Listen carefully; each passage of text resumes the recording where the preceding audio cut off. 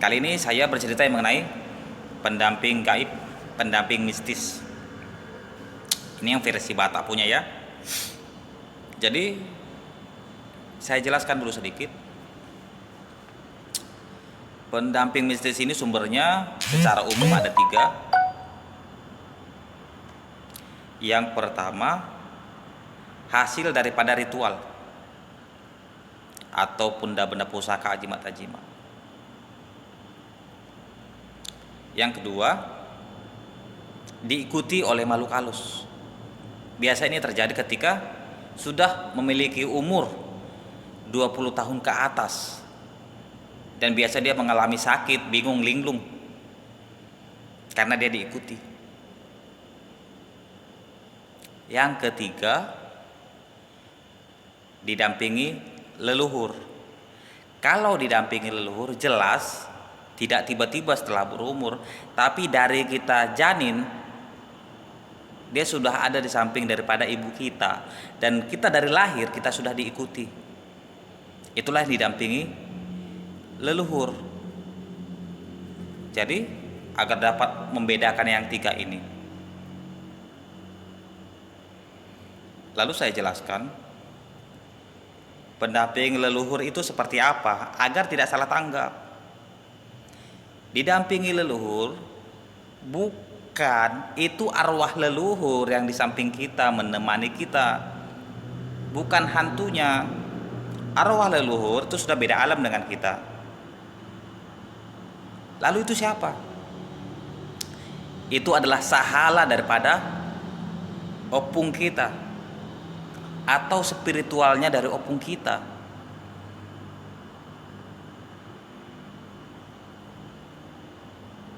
Lalu apalagi? Itu adalah talenta dari opung kita. Ketika arwah dengan tubuh berpisah, arwah itu di alam tertentu, tubuhnya kembali ke tanah, tetapi sahala dia, talenta dia itu berupa energi yang turun kepada kita dalam bentuk dan rupa mengikuti wadah yang asalnya. Jadi bentuknya itu meniru daripada tubuh daripada leluhur kita. Oke, jadi sebelum saya jelaskan, silakan di subscribe. Tujuannya agar media ini sebagai sumber kita silaturahmi, cerita, dan membahas hal-hal lain. So, silakan di subscribe sekarang.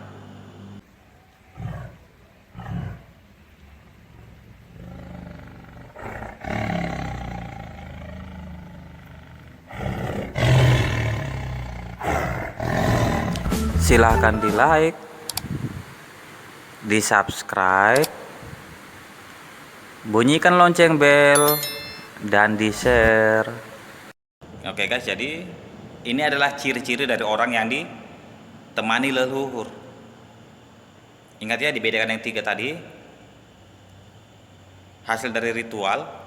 Kedua, diikuti, yang biasa dia sudah memiliki pemikiran dewasa antara 20 tahun ke atas, tiba-tiba sakit dan mengaku ada yang menemani. Yang ketiga, itu dari kita orok sudah ditemani oleh leluhur. So, jadi ini dia ciri-cirinya. Yang pertama, biasa orang itu pemikirannya itu lebih dewasa, pemikirannya itu lebih bijaksana, karena pemikirannya dipengaruhi daripada leluhur kita untuk lebih dewasa, lebih baik. Yang kedua, biasa dia memiliki kepekaan batin yang lebih tinggi ketika menyentuh. Ingat, ada bendanya, peninggalan baik dari opung-opung kita, dia sentuh, dan dia mendapat gambaran-gambaran dalam pikirannya ketika masa itu. Oke, jadi sekarang yang ketiga, biasanya ada tanda-tanda lahir.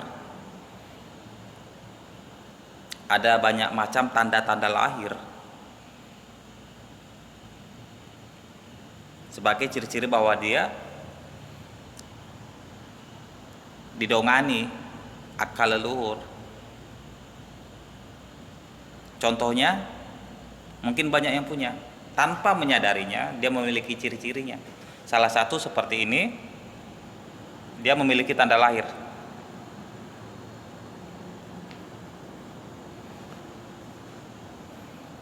Bukan hasil tato, tapi memang bawaan lahir. Dan ada ciri-ciri lain juga, bawaan lahir. Lalu yang keempat ya. Yang keempat itu biasanya adalah penglihatan orang lain terhadap kita. Mungkin pernah ada yang mengatakan kepada kita, wajahmu berubah loh. Wajahmu perubahannya terlalu jauh. Tapi kita alami ya. Kenapa? Ada orang yang melihat sekilas kita, loh beda. Kenapa? Yang dilihat adalah fisik, tapi ketika suatu terjadi kontak energi, yang dilihat dia adalah secara batin. Yang dilihat adalah leluhur kita, yang wajahnya menyatu dengan tubuh kita. Jadi kalau ada yang mengatakan wajahmu berubah, kok macam lain? Salah satu cirinya. Yang terakhir, biasanya orang itu memiliki talenta atau bakat sesuai dengan leluhurnya. Misalnya ketika leluhur dulu itu ahli pengobatan, maka dia punya kemampuan pengobatan. Jika leluhur dulu punya kemampuan bela diri, kemungkinan orang ini refleksnya itu dalam berkelahi termasuk bakat. Yang suka pemikirannya luas, dia memiliki talenta dalam berpikir yang luas. Intinya dia memiliki bakat, baik itu dari seni musik, menggambar, mengobati, atau menerka kejiwaan seseorang hanya dengan memandang orangnya. Dalam waktu 30 detik dia dapat membaca karakter orang lain. Itu bakat talenta bawaan lahir. Oke guys, jadi itu saja saya bahas agar dapat dipahami yang mana itu didamping leluhur, mana yang diikut-ikuti dan yang mengaku-ngaku sebagai leluhur, dan mana karena efek ritual, baik aji-ajian ilmu-ilmu, pusaka-pusaka dan lain-lain. Oke guys, jadi yang ingin tanya jawab silahkan komentar di bawah, tapi yang membangun, bukan untuk membuli atau menghina, merendahkan, mengejek. Jadi silahkan komentar, kritik, dan sarannya lagi silahkan komentar di bawah.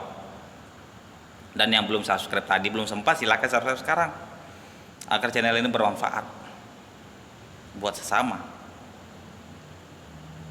Nah jadi kalau ingin lebih mengembangkan lagi dan mendukung support channel ini, silahkan di like dan di share.